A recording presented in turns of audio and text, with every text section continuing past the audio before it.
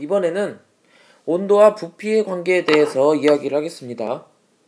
온도와 부피에 대해서 맨 처음에 이야기한 사람은 샤를입니다. 그렇기 때문에 샤를 법칙이라고 하는데, 샤를 법칙은 결과적으로 이렇게 이야기를 했습니다. 같은 압력에서 온도가 올라갈수록 부피가 증가한다.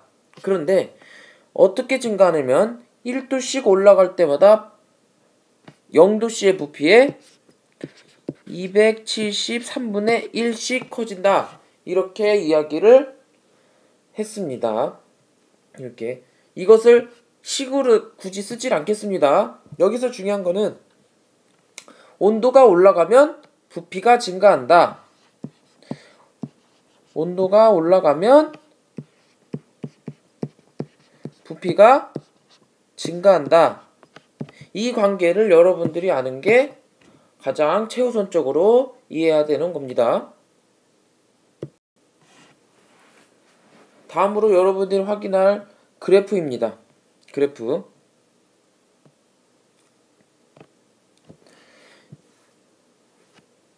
지금 이 그래프는 여러분 교과서 248쪽에 나와 있는 그래프입니다. 248쪽에 있는 그래프예요.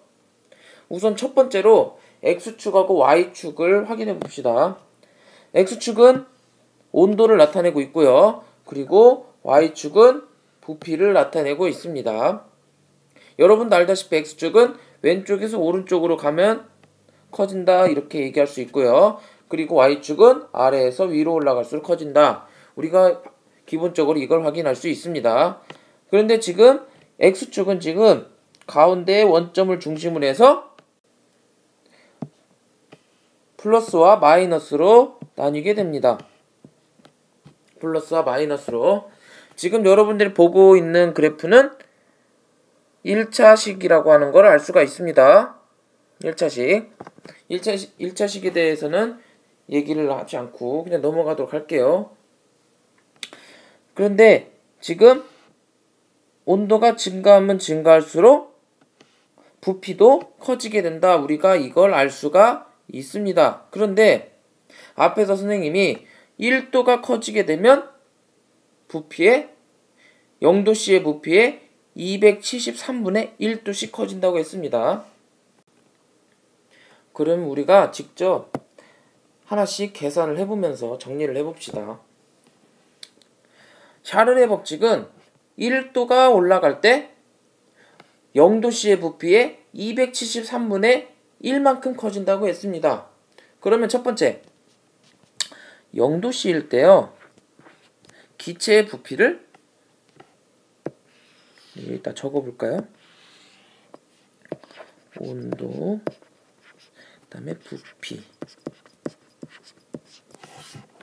부피를 1이라고 합시다. 그러면 1도가 올라갔습니다. 그럴 땐 원래 갖고 있는 부피에 273분의 1이 커진다고 그랬죠? 그 다음에 2일 때는요. 1 더하기 원래 부피에 273도가 더해야 되니까 273분의 1을 더해야 되니까 273분의 1을 두 번 더해서 2가 됩니다. 그 다음에 점점 커져서 273도가 될 때는요. 1 더하기 273분의 1을 273번 더해서 273. 이걸 계산하면 1 플러스 2은 2가 된다. 이렇게 얘기할 수가 있네요. 그렇게 되면 여기에 지금 적혀 있는 것처럼 273도씨의 원래 기체 부피는 0도씨의 부피의 2배가 된다. 지금 온도가 0도씨일 때 부피가 1이었는데 273도에서는 부피가 2가 됐네요. 그렇다면 546도씨에서는 몇 배가 될까요? 3배가 됩니다. 왜 3배가 될까요? 이와 같은 방식으로 똑같이 계산을 해보면 되겠죠. 이와 같은 결과를 통해서 샤를은 온도가 일정하게 올라가면 올라갈수록 부피도 일정하게 커지게 된다. 즉 1도씨가 올라가면 0도씨 부피의 213분의 1만큼이 커지게 된다. 다음과 같은 결론을 내릴 수 있게 되었다. 우리가 이렇게 얘기할 수 있게 되는 거죠. 교과서 249쪽의 해북입니다. 가나다 그림이 나와 있는데 맨 처음에 나 상태에서 가 상태로 변하게 하기 위해서는 어떤 과정을 거쳐야 되냐면 냉각 과정을 거쳐야 됩니다. 그리고 나 상태에서 다 상태로 가기 위해서는 가열 과정을 거치게 됩니다. 그걸 어떻게 알아요? 지금 풍선의 부피가 어떻게 됐는지 확인을 하면 됩니다. 나를 기준으로 했을 때 가는 풍선의 부피가 줄어들었죠? 풍선의 부피가 줄어들게 하기 위해서는 고무 풍선 안에 있는 공기 온도가 내려가야 된다. 그러려면 냉각시켜야 된다. 이렇게 얘기할 수 있고요. 다음으로 다 상태로 봅시다. 다는 지금 고무 풍선의 부피가 나보다 커지게 됐습니다. 커지게 됐다는 얘기는 온도가 올라가야 된다. 그렇다면 가열을 시켜야 된다. 이렇게 얘기할 수가 있게 되는 거죠. 가나다 모형에서 기체 분자 운동의 빠르기를 비교해보자. 이렇게 얘기가 되어 있는데 우리가 여기에서 확인할 수 있는 게 뭐냐면 그렇다면 여기 결과에 적혀있는 거는 그렇다 치고 그러면 기체 분자 운동의 빠르기하고 부피하고 무슨 관계가 있습니까? 우리가 이렇게 얘기를 할 수가 있게 됩니다. 그러면 우리가 여기에서 어떤 식으로 얘기할 수가 있게 되냐면 우리가 첫 번째 여러 가지 단서가 좀 필요하게 되는데 단서를 하나씩 나열해 봅시다. 첫 번째는 기체의 온도입니다.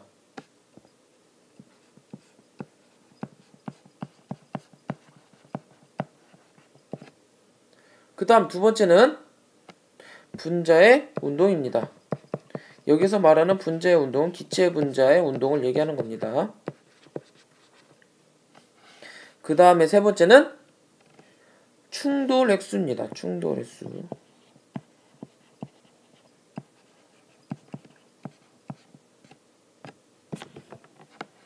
자, 이와 같은 세 가지를 가지고 정리를 한번 해봅시다. 하나씩 얘기를 해볼게요. 기체 온도가 올라가게 되면 만일 기체 온도가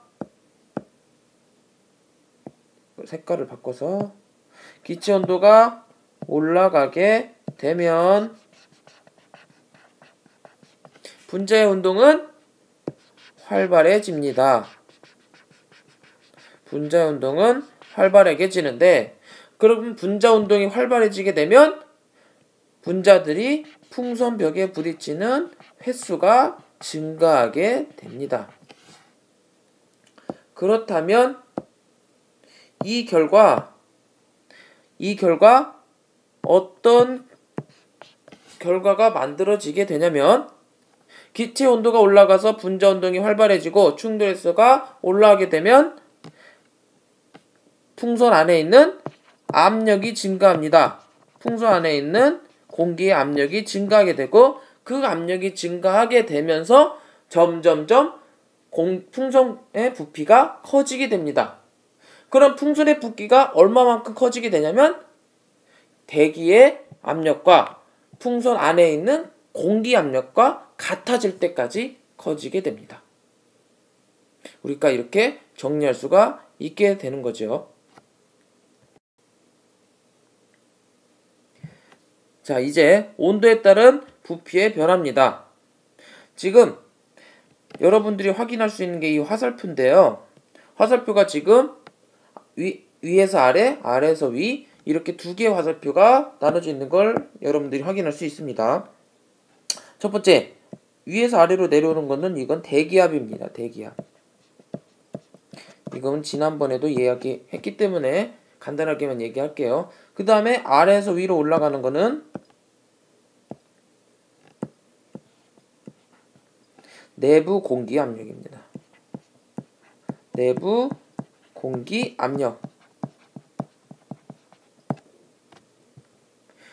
지금 내부 공기의 부피가 일정하게 유지할 수 있는 이유는 대기압과 내부 공기 압력의 차이가 같기 때문이다. 이렇게 얘기할 수가 있는데, 만일 내부 공기 압력이 더 많아지게 되면 점점 부피가 커지게 됩니다. 그리고 내부 공기 압력이 대기압보다 작아지면 점점 부피가 작아집니다. 그러면 이렇게 부피가 커지게 되고 작아지게 되는 이런 압력 차이를 만들 수 있는 게 결국엔 온도가 된다. 이렇게 결론 지을 수가 있게 됩니다. 그러면 이걸 통해 지금 얘기하고 있는 샤를 법칙은 궁극적으로 보일의 법칙하고도 연결될 수 있다. 이렇게 얘기할 수 있습니다. 지금 이거는 수업 시간에 다시 한번 얘기를 하겠어요. 가로만 정리하고 끝내겠습니다. 온도가 높아지면 기체 분자 운동이 활발해지므로 기체 부피가 늘어난다. 그런데 온도가 낮아지면 기체의 운동이 둔해지면서 기체의 부피가 줄어들게 된다. 이렇게 얘기할 수가 있습니다. 그러면 그림을 보게 되면 지금 여기 위에 지금 그림이 좀 작으니까 키워서 한번 봅시다.